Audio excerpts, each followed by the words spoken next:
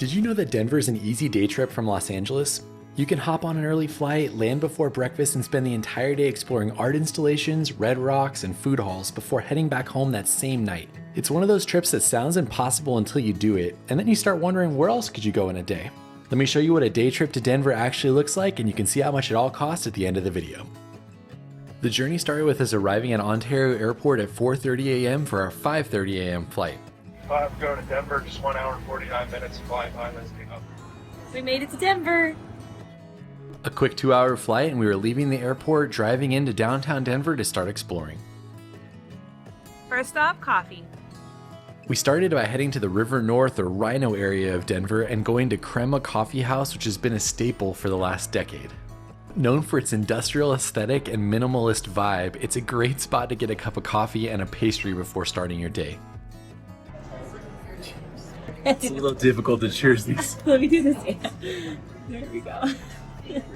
This is supposed to make me not feel like I woke up at 3:30 a.m. this morning.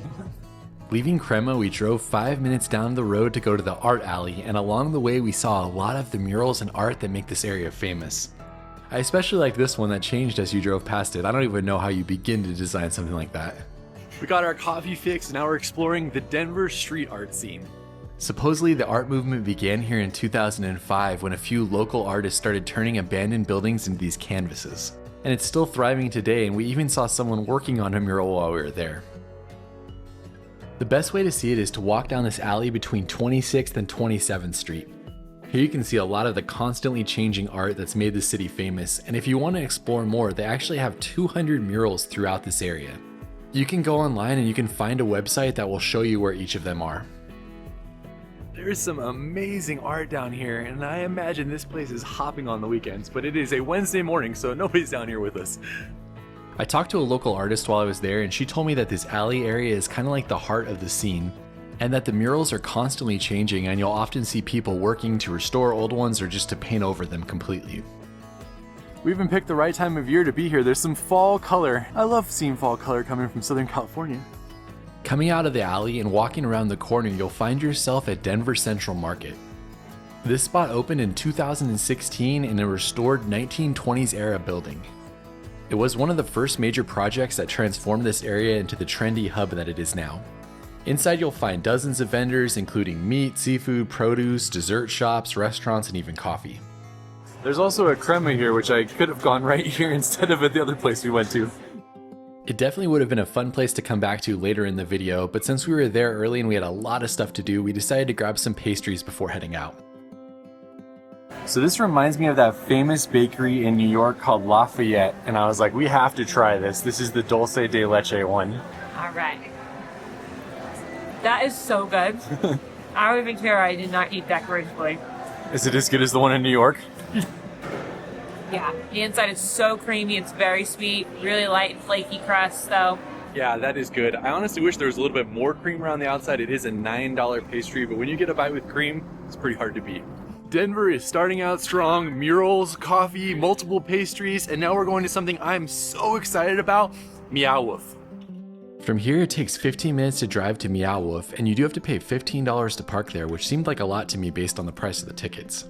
Amy and I went in the original one in Santa Fe about 5-7 years ago, but I am excited to go in this one. You ready to explore? I'm ready. Can't wait to see what we're gonna find. If you're coming on a busy holiday or a weekend, be sure to get your tickets in advance. Yourself for quantum travel. We're traveling in quantum travel right now. Thought you took me to Denver, not space today. Quantum stabilization complete. If you've never been to one of these, and they have 4 locations across the United States, then I honestly have no idea how to even describe it to you. It's one of the wildest and most creative attractions I've ever been to. The thing about this place is that you have no idea what's going to be around each bend. And this one in Denver, known as the Convergence Station, is their largest installation to date. They said it took 4 years to build, with over 300 artists contributing from both Colorado and beyond. Some creepy heads on the wall in this room. There's over 90,000 square feet of the installation spread over 4 floors. And it's like walking through an area that merges art, storytelling, and technology into some crazy, massive, immersive experience. That's an alien Hogwarts right there. They give you a card and you can scan it at some of the different areas, and I think there's some kind of story, but I honestly never have any idea what they're talking about. So I just go in and take it in as an art installation.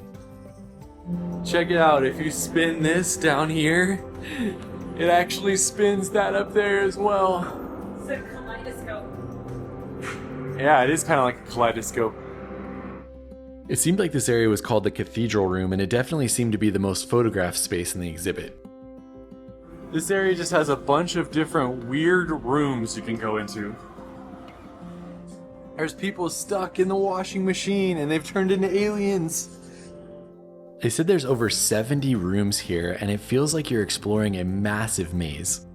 You could easily spend an entire day in this installation, and you could probably come back the next day and see something entirely new. I think this is my first time I've ever seen a demon llama.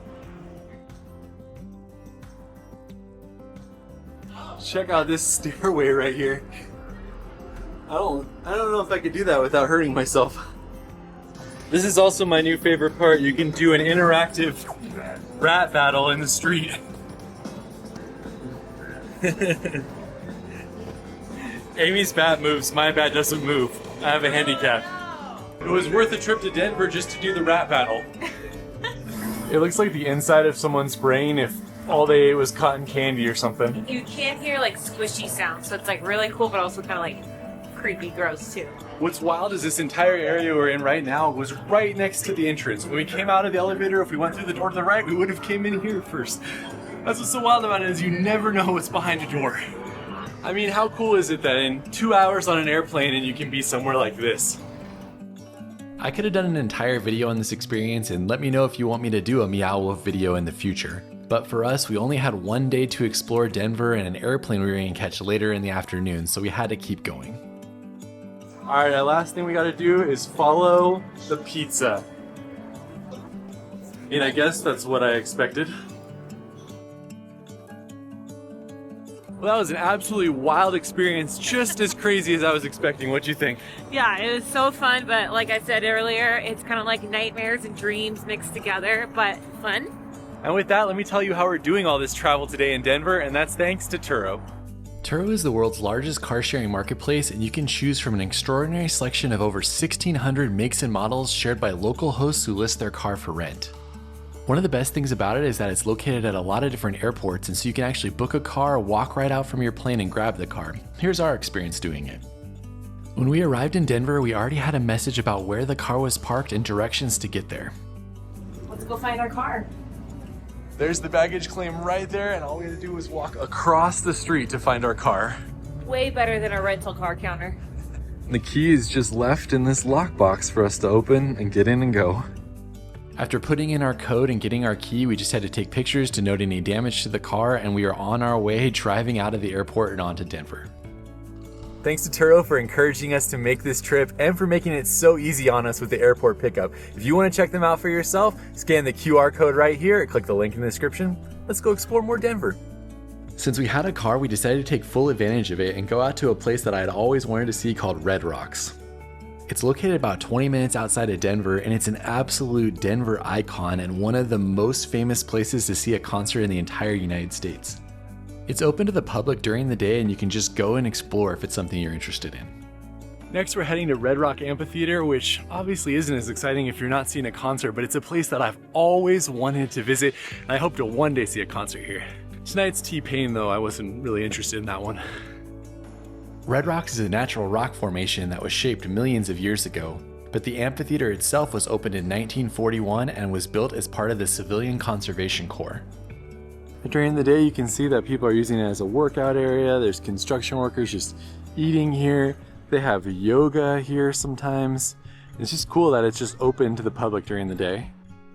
It's supposedly the only naturally occurring acoustically perfect amphitheater in the world, with two massive monoliths on either side that are over 300 feet tall.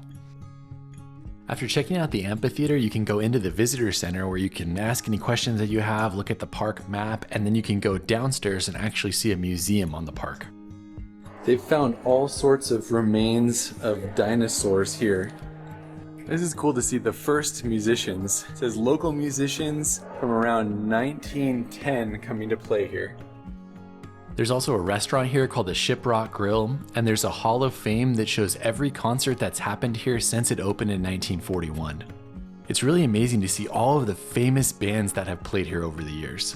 It's really a who's who of music. Here's the Red Rocks Hall of Fame, and they introduced a different person each year. The most recent one was James Taylor. Supposedly the Beatles didn't actually sell this out when they played here. The rest of the Hall of Fame is under construction right now.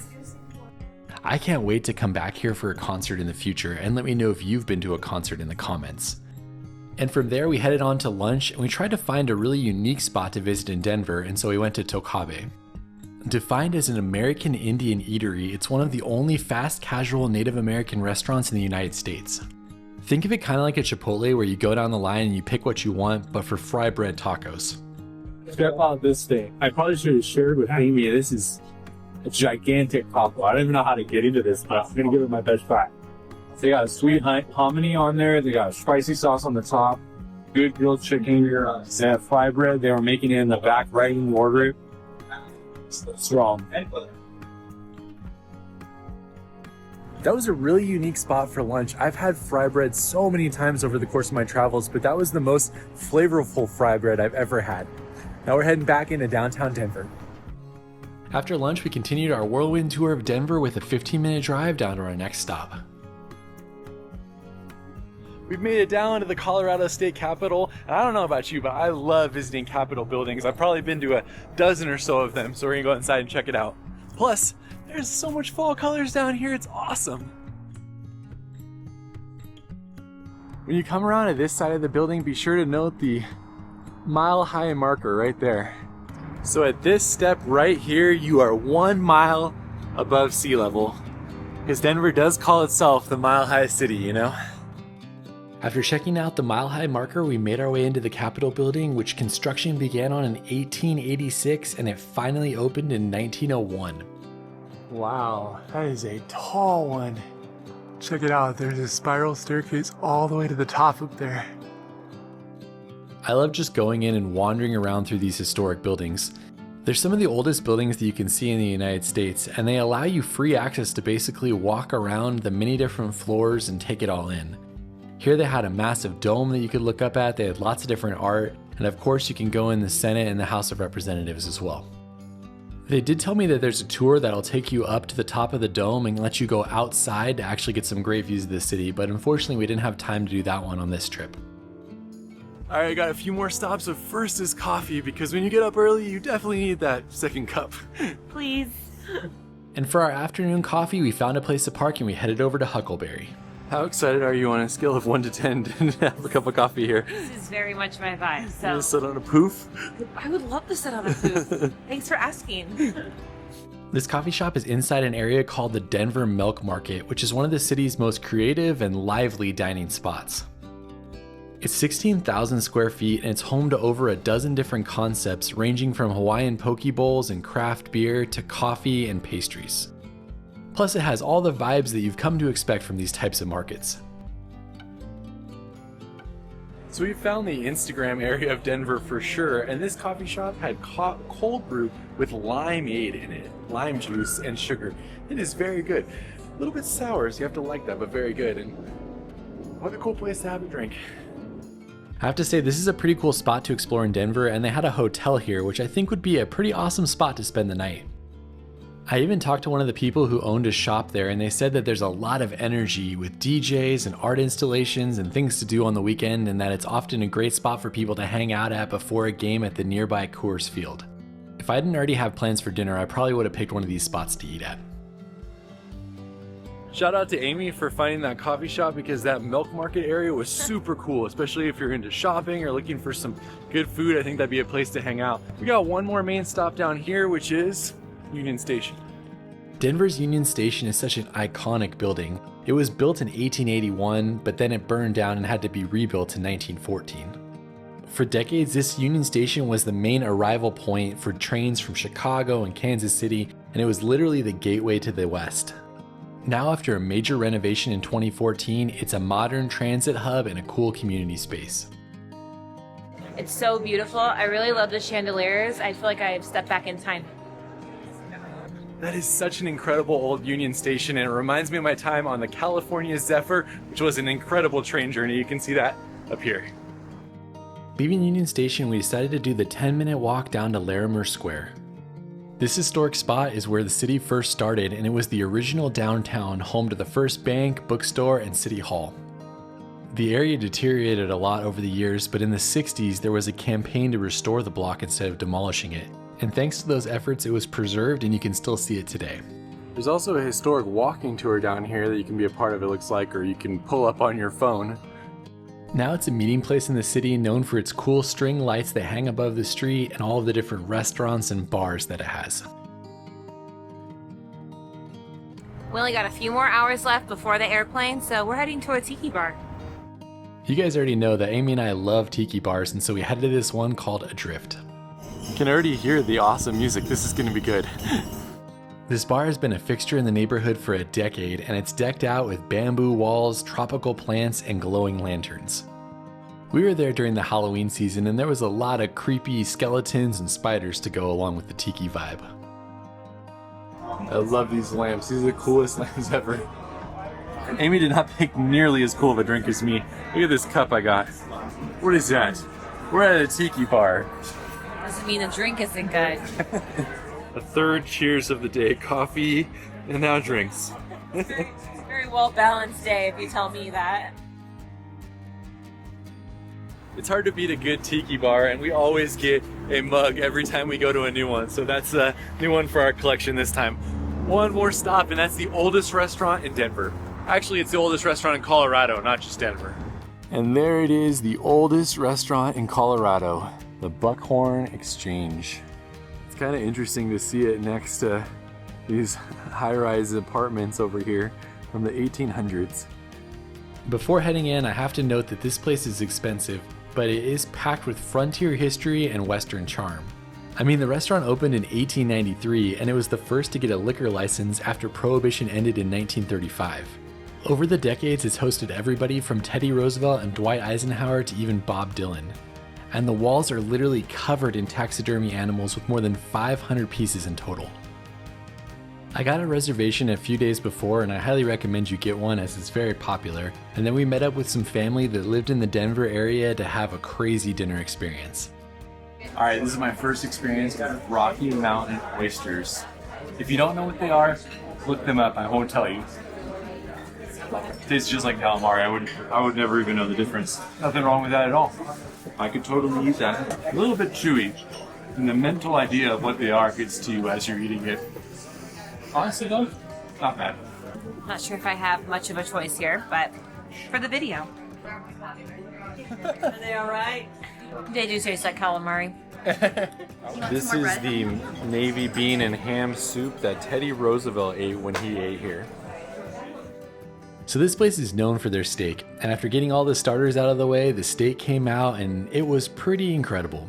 I mean, it's only incredible if you like rare to medium rare steak. That's the only way they can cook this big one that we ordered. And we ordered the portion that was for 4 people, so everybody got a slice of steak, and then they put butter and onions and mushrooms on top if you want. I have to say, it was a pretty good way to end our day in Denver. That was a great spot for dinner. It's definitely pricey, but it's a cool experience. The oldest spot in Colorado. How do you beat that? And we are rushing to the airport now to make it to our flight. We arrived at the airport at 8 p.m. with our flight leaving at 9. And shout out to Turo, we were able to meet near the terminal and drop off our car and just walk right in. We have made it back to the airport at about 8:15. Our flight leaves in 45 minutes. And just like we had done that morning, we navigated the airport, found our plane, boarded, and then took the 2-hour flight back to Southern California. Made it back to the airport at 10:30. That was a long but fun day. I'm gonna fast forward to tomorrow to tell you about pricing and outro the video. All right, I'm back in the office after that long day, and I just wanted to make this end video to show you how much everything cost. So you can see the prices on the screen right now if you want to know if this is something that you can afford. And obviously the Buckhorn Exchange was the most expensive thing we did, and you can totally skip that on your trip. I wanted to make this video to show you that travel to cool places doesn't necessarily have to be something you even take vacation for. If you want to on a weekend, you can pop over to Denver from Southern California and you don't even have to pay to spend the night if you don't want to. So hopefully that encouraged you to kind of see things maybe a little bit different. And if you want to see more day trips like this, let me know where you want me to go next in the comments. All right, that's it for this one. We'll see you on the next one.